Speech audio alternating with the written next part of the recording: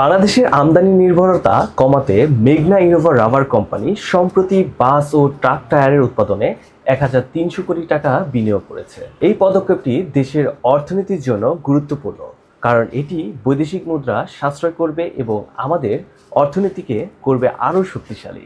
এটির উৎপাদন কেন্দ্র টাঙ্গাইলের মির্জাপুরে। রেডিয়াল টায়ারের উৎপাদন শুরু হবে ২০২৬ সালের মধ্যে। এই উদ্যোগের মাধ্যমে দেশীয় উৎপাদনের বৃদ্ধির সাথে সাথে কর্মসংস্থানও সৃষ্টি হবে এবং শ্রমবাজারে নতুন সুযোগ তৈরি হবে।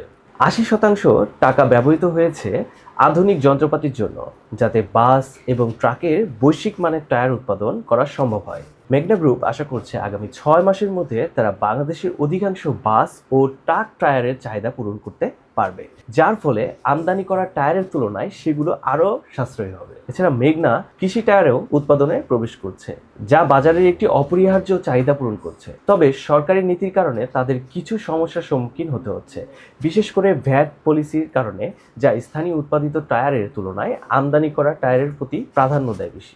দেশীয় শিল্প সুরক্ষিত রাখার জন্য মেঘনা প্রস্তাব করছে আমদানিকৃত টায়ারের উপরে ১৫% শুল্ক এবং ৫% নিয়ন্ত্রক শুল্ক আরোপ করা হোক। এই ব্যবস্থা স্থানীয় উৎপাদনকে সাশ্রয়ী এবং প্রতিযোগিতামূলক করবে।